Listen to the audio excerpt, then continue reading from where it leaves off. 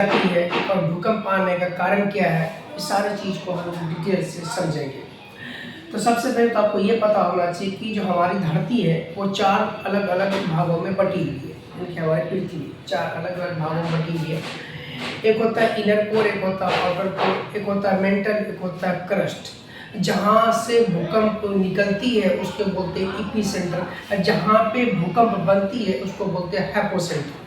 ये सब जो होता है हाइपोसेंट्रल जहाँ पे होता है तो वहाँ से भूकंप का इनकी फॉर्मेशन होता है, यानी भूकंप वहाँ से बनना स्टार्ट होता है। जो भाग को फाड़ करके निकलता है उसको बोलते हैं हम लोग एपिसेंटर बोलते हैं। जो वाला परत जो फाड़ कर निकलता है उसको लिथोस्फीयर के नाम से भी जानते हैं।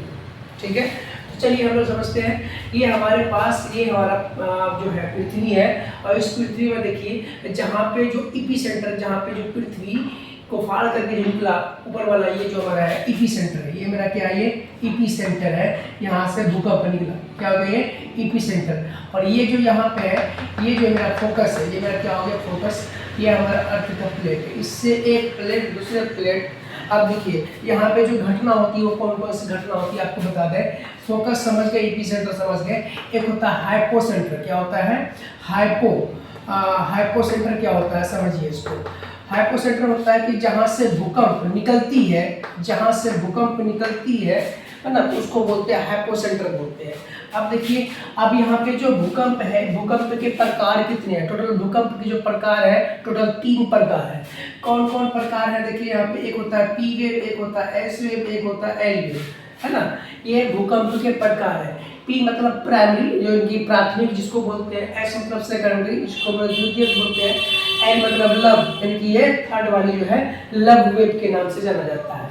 जो इसका नाम रखा था उसी के नाम पर रखा गया। ये जो तरल अवस्था, ये जो हमारा जो है ना, वो पृथ्वी जो है वो कहाँ पे रुका हुआ है, तो तरल अवस्था पे रुका हुआ है। तरल अवस्था समझते हैं, वो जो अर्ध तरल अवस्था पे रुका हुआ है। जैसे कि मान लीजिए कहीं भी कीचड़ है और उस कीचड़ पे कोई चीज़ को अगर, जैसे आप कहीं कीचड़ है और उस कीचड़ पे जब चलते हैं तो वहाँ पे पानी तो नहीं होता लेकिन दलदल टाइप का होता है। जब आप उस पर चलते हैं तो आपका पैर जो है ना उस पर दलदल पे कभी ऊपर कभी नीचे होता है ना, तो वहाँ पे आप चलना आपके लिए बहुत मुश्किल होता है। तो ऐसे सिचुएशन में जो हमारी जो पृथ्वी है ना, जैसे देखिए यहाँ पे ऐसे बना हुआ है, देखिए यहाँ पे ये हमारा, ये यहाँ पे अंदर, ये देखिए यहाँ पे ये एक पार्ट ये हो गया मान चलिए, फिर यहाँ देखिए ये पार्ट हो गया, फिर देखिए यहाँ पे ये पार्ट हो गया, फिर ये पार्ट हो गया, इस टाइप से बना हुआ है।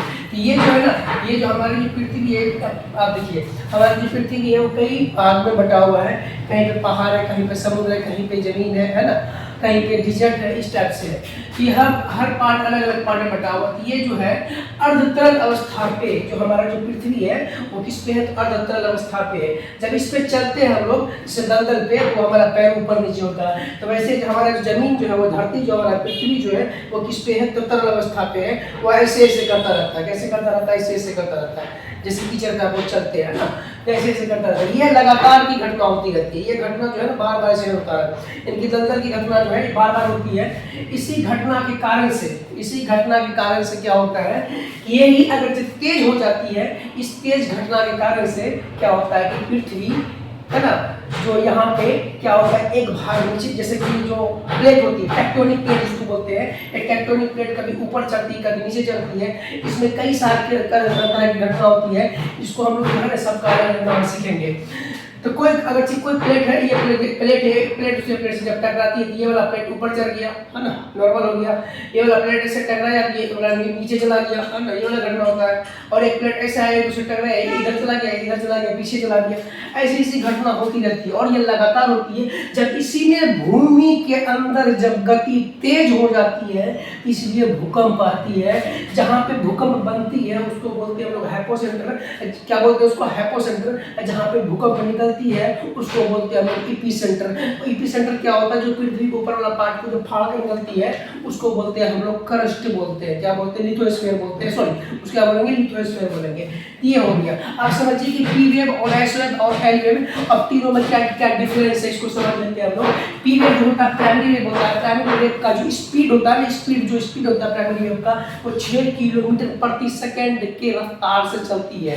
6 किलोमीटर चलेगी 1 सेकंड, 1 तो 6 किलोमीटर चली गई, है ना, 1 सेकंड में 6 किलोमीटर जाती है। और इसमें जो एस वेव होती है, इसका जो स्पीड होता है 3.5 किलोमीटर, यानी 3.5 किलोमीटर प्रति सेकंड। जिसे बोले 1 तो 3.5 किलोमीटर प्रति सेकंड चला, 1 सेकंड में 3.5 किलोमीटर दूर तय करेगा।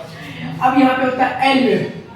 एल वेव जो होता है ये होता है 1.5 किलोमीटर पर सेकंड, ये एक बोले 1, ये चला जाएगा 1.5 किलोमीटर 1 सेकंड में, ठीक है।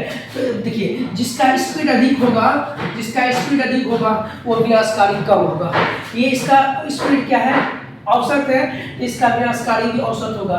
इसका जो है स्पीड बहुत कम है, ये विनाशकारी ज़्यादा होगा। जिसका अधिक स्पीड होगा उसका विनाशकारी कम, जिसका औसत होगा, जिसका मतलब बीच में है, ये औसत में रहेगा। जो लास्ट में बहुत स्लो है उसका विनाशकारी अधिक होता है। अब मान के चलिए सिंपल से देखिए, इस बार यहाँ पे कोई एक व्यक्ति है या कोई, ये देखिए यहाँ पे इतना दूर से, इतना दूर, ये फिक्स दूरी है, इतना दूर से हम लगातार मार रहे हैं, है ना, इसको कोई फर्क नहीं पड़ने वाला है, ठीक है। अब देखिए यूनिफॉर्मली मार रहे हैं इसको, है ना, लगातार ऐसे कर रहे हैं। यही चीज़ को थोड़ा सा दूरी बढ़ा देंगे तो हमको हल्का से चोट लगेगा, है ना, एवरेज लगेगा। और यही चीज़ को हम यहाँ से पूरा ऐसे कस के मारेंगे ना, तो ये क्या होगा कि जितना जो ये जो है वेव लेंथ जो जितना बड़ा होगा, मतलब ऊंचाई, आयाम की ऊंचाई जितनी ज़्यादा होगी उतना ज़्यादा उस पर फोर्स लगेगा, है ना, उतना ज़्यादा उस पर क्या लगेगा, फोर्स लगेगा। ये भी आपको समझ में आ गया होगा कि मतलब समझ आ गया है, यहाँ पे आपको बताएंगे। अब देखिए इसमें क्षति सबसे जो है कम होता है, जो ज़्यादा स्पीड में चलता है उसमें क्षति कम होता है। और इसमें क्षति क्या होता है, औसत होती है, एस वाले में औसत होती है। और इसमें जो क्षति सबसे ज़्यादा होती है किसमें, एल वाले में सबसे ज़्यादा होता है, ठीक है। अब देखिए ये ठोस, द्रव, गैस तीनों अवस्था में चलती है, पी प्राइमरी वेव, ये जो है ना प्राइमरी वेव यानी पी वेव, ठोस, द्रव, गैस तीनों अवस्था में चलती है।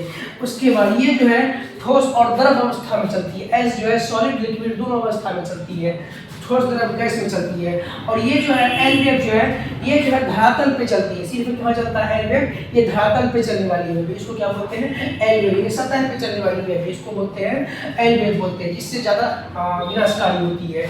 इसके बाद लॉन्गिट्यूडनल होता है, ये होता है कि ये होता है लंब, ये होता है अनुदैर्घ्य। ये कैसा होता है, अनुदैर्घ्य। अनुदैर्घ्य का मतलब क्या होता है, ये सीधी चली जाती है, ये क्या होता है, सीधा। अनुदैर्घ्य का मतलब हो गया लॉन्गिट्यूड, लॉन्गिट्यूड का मतलब वेव का मतलब ये हो गया कि सीधा लेकर चलती है एकदम, इसमें कोई मतलब कोई डिफरेंस नहीं होता है, ये होता है लॉन्गिट्यूड। अनुप्रस्थ ये ट्रांसवर्स वेव होता है, एस जो होता है ट्रांसवर्स वेव होता है, ट्रांसवर्स अनुप्रस्थ।